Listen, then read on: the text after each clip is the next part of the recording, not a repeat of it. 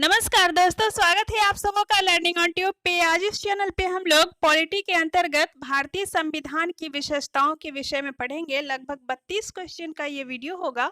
और दोस्तों, वीडियो पसंद आए तो चैनल को सब्सक्राइब कीजिएगा, साथ ही अपने दोस्तों के साथ वीडियो को शेयर जरूर कीजिएगा। तो चलिए स्क्रीन पे चलते हैं और देखते हैं क्वेश्चंस को।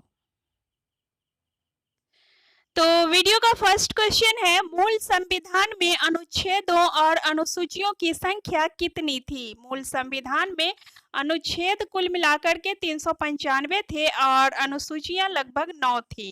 तो मूल संविधान में अनुच्छेदों और अनुसूचियों की संख्या कितनी थी? 395 अनुच्छेद एवं 9 अनुसूचियां। नेक्स्ट क्वेश्चन पे चलते हैं, भारत का संविधान भारत को किस रूप में वर्णित करता है? भारत का संविधान भारत को राज्यों के संघ के रूप में वर्णित करता है। अगला क्वेश्चन है, भारतीय संविधान के अनुसार राजनीतिक शक्ति का आधार क्या है? भारतीय संविधान यह बताता है कि भारत की राजनीतिक शक्ति का आधार है भारत की जनता। क्या होगा? भारत की जनता।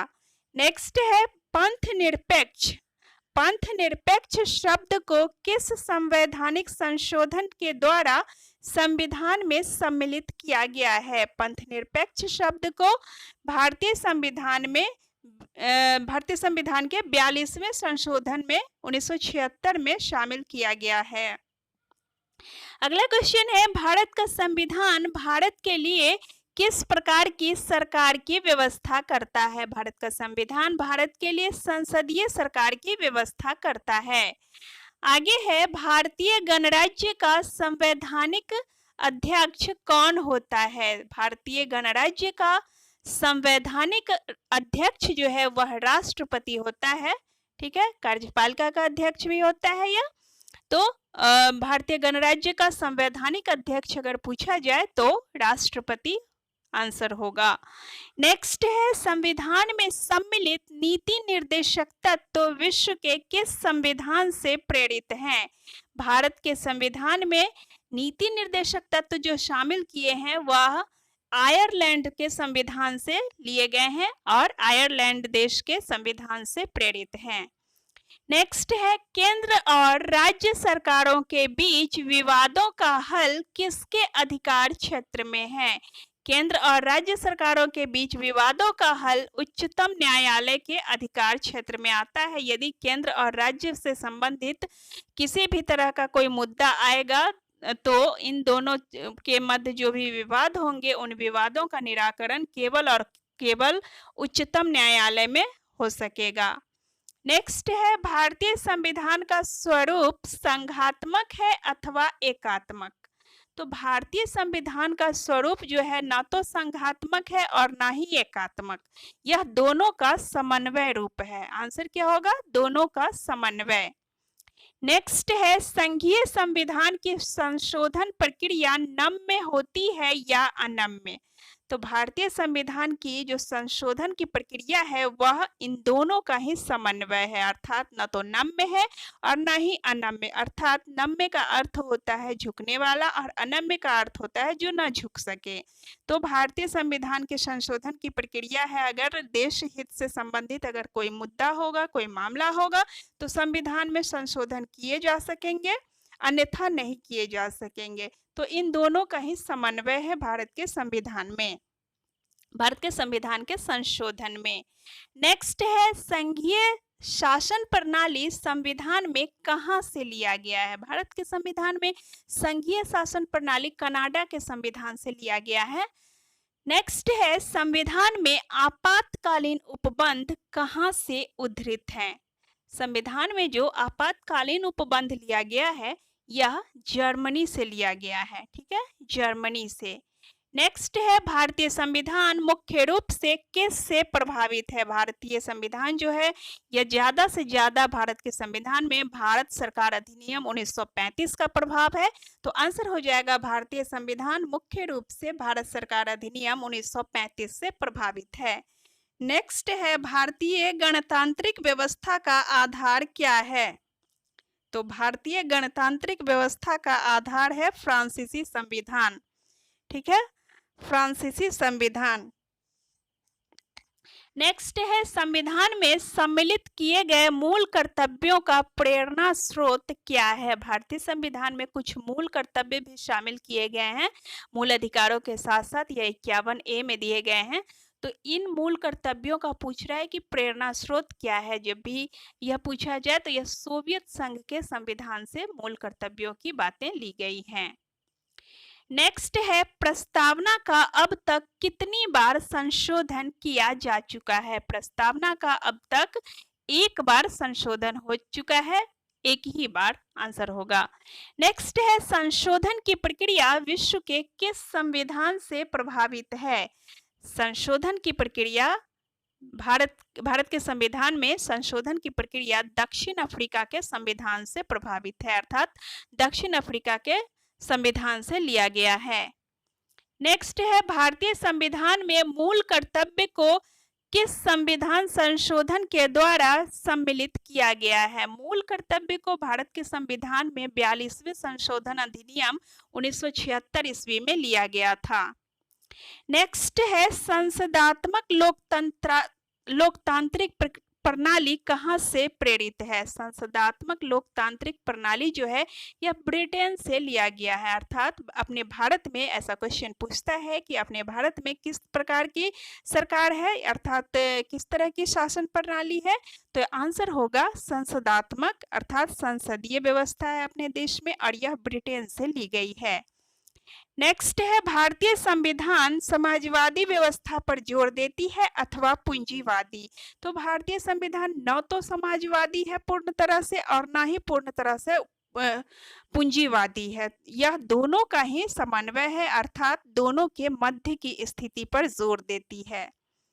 नेक्स्ट है अर्थात हमारे देश की जो अर्थव्यवस्था है यह न तो समाजवादी है ना ही पूंजीवादी, यह मूलतः मिश्रित अर्थव्यवस्था है और इन दोनों के मध्य की स्थिति पर हमारा संविधान भी जोर देता है। तो आंसर हो जाएगा दोनों के ही मध्य की स्थिति पर। नेक्स्ट है वयस्क मताधिकार के लिए आयु सीमा 21 वर्ष किस संवैधानिक संशोधन के द्वारा की गई है। वयस्क मताधिकार 61वें संशोधन अधिनियम 1989 के द्वारा भारत के संविधान में जोड़ा गया था। इसमें मत देने की आयु अर्थात वोट देने का जो आयु होता है यह संविधान के द्वारा 21 वर्ष निश्चित किया गया है। 61वें संविधान संशोधन 1989 ईस्वी के द्वारा। नेक्स्ट है संविधान में वर्णित मौलिक अधिकारों की रक्षा कौन करता है। भारतीय संविधान के द्वारा भारत की जनता को कुछ मौलिक अधिकार भी दिए गए हैं और इन मौलिक अधिकारों की रक्षा का पूरा दायित्व सर्वोच्च न्यायालय के ऊपर है, अर्थात भारत के किसी भी नागरिक को यदि लगता है कि उसका मौलिक अधिकार किसी भी रूप में प्रभावित हुआ है तो वह सर्वोच्च न्यायालय की शरण ले सकता है।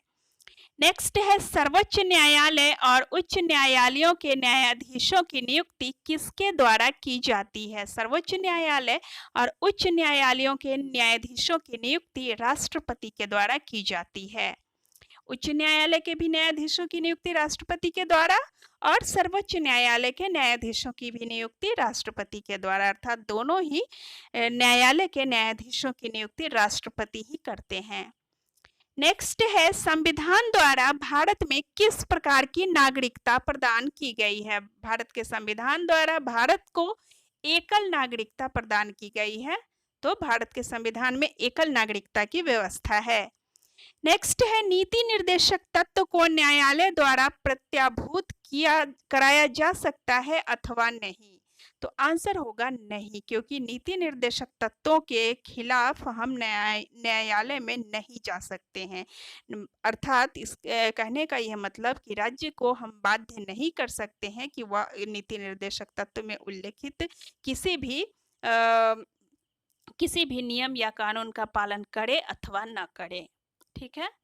नेक्स्ट है भारतीय संविधान को किस वर्ष अंगीकृत किया गया है। भारतीय संविधान को भारत में 26 नवंबर 1949 ईस्वी को अंगीकृत किया गया है। नेक्स्ट है मिनी कॉन्स्टिट्यूशन किसे कहा जाता है। मिनी कॉन्स्टिट्यूशन अर्थात लघु संविधान कहते हैं। तो लघु संविधान 42वें संविधान संशोधन को कहा गया है, क्योंकि इस संशोधन के द्वारा भारत के संविधान में बहुत सारी चीजें जोड़ी गई हैं और इसी बहुत सारी चीजों के जोड़े जाने के कारण एक लंबा चौड़ा लिस्ट बन चुका है और इसी की वजह से 42वें संविधान संशोधन को मिनी कॉन्स्टिट्यूशन अर्थात लघु संविधान कहा जाता है। नेक्स्ट है, संविधान में संशोधन की प्रक्रिया का उल्लेख किस अनुच्छेद में किया गया है? संविधान में संशोधन की प्रक्रिया का उल्लेख अनुच्छेद 368 में किया गया है और यह संशोधन की प्रक्रिया किस देश के संविधान से ली गई है? यह दक्षिण अफ्रीका के संविधान से ली गई है। आगे चलेंगे, संविधान का रक्षक किसे बनाया गया है? अब क्वेश्चन है, संविधान का रक्षक किसे बनाया गया है? संविधान का रक्षक उच्चतम न्यायालय को बनाया गया, अर्थात सर्वोच्च न्यायालय को संविधान का रक्षक बनाया गया है।